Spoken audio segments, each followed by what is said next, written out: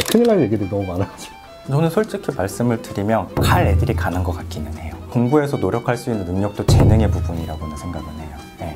그런데 대학을 들어가는 성취 수준에서 그게 그렇게 클 것이냐, 타고나는 부분이 얼마나 클 것이냐라고 하면, 아닌 학생들은 정말 머리끄댕이 잡고 이렇게 만들어줘야 되는 학생인 건데, 얘는 내가 정말로 만들어서 뭔가 디자인을 했다라고 느껴지는 학생도 사실 있거든요. 근데 이제 그렇게 해서 가는 학생이 있는데,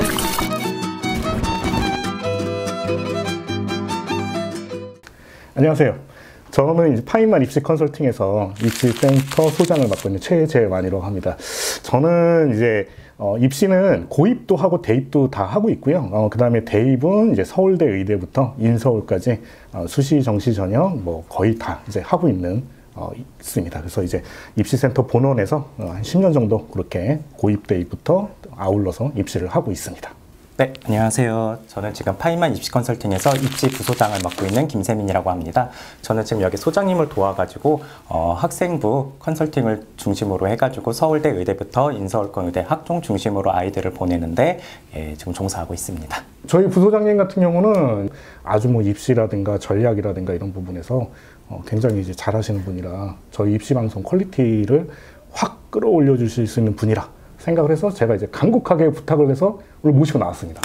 네. 너무 궁금한 게 네. 서울대, 의대 가는 싹수는 다른가? 특징이 있나?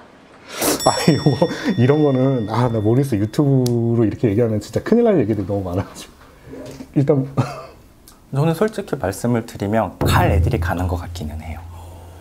그게 꼭 단순 성적뿐만 아니라 이제 학교 생활에서 수업을 참여하면서 이렇게 활동들을 많이 하잖아요. 그런데 학문적인 호기심이라던가 탐구 역량이라던가 이런 부분들이 확실히 좀 다르기는 한 것 같아요. 그래서 물론 이제 저희는 이제 학원 입장이긴 하잖아요. 그러니까 사교육이잖아요. 그러니까 사교육으로 도움이 줄 수 있는 부분이 있기는 한데 서울대, 의대 정도가 되면은 사교육만으로는 조금 한계는 분명히 있는 것 같기는 합니다. 예. 그러니까 잘하는 애들을 더 잘하게 만들거나 잘하는 애들을 이제 방향을 저희가 잡아주는 거는 진짜 최상위권 학생은 그런 의도거든요. 그러니까 얘들도 성장을 하는 거잖아요. 성장을 해서 서울대, 의대까지 가는 건데 기본적으로 잘해요. 근데 얘들도 이제 내가 여기서 뭘 해야지 더 잘할 수 있느냐, 아니면 방향을 엉뚱하게 가는 애들이 있단 말이에요. 근데 그거를 이제 잘 아는 사람들이 걔들이 정말 다듬어주는 그런 역할인 거고, 아닌 학생들은 정말 머리끄댕이 잡고 이렇게 만들어줘야 되는 학생인 건데, 만들어서 가는 거는 최상위권 입시는 진짜 한계는 있다는 생각은 해요. 이제 실제로 이 학생들이 그럴 수 있는 잠재력이라든가 뭔가 포인트는 대부분 있어요. 근데 이제 내가 어떻게 해야지 더 잘할 수 있는지, 어떤 게 더 좋은 생각인지, 어떤 방향이 올바른 건지, 이런 게 이제 왔다 갔다 하는 학생들이니까 그걸 이제 설계를 해서 길을 인도해주는 느낌이 강한 게 맞아요. 솔직히 제가 입시하다 보면 얘는 내가 정말로 만들어서 뭔가 디자인을 했다라고 느껴지는 학생도 사실 있거든요. 근데 이제 그렇게 해서 가는 학생이 있는데 서울대, 의대 정도 레벨에서는 그게 한계가 있어요. 네, 얘도 기본적으로 받쳐줘야 돼요. 공부에서 있을 때 노력도 결국 이제 재능이라고 말하는 사람들도 있잖아요.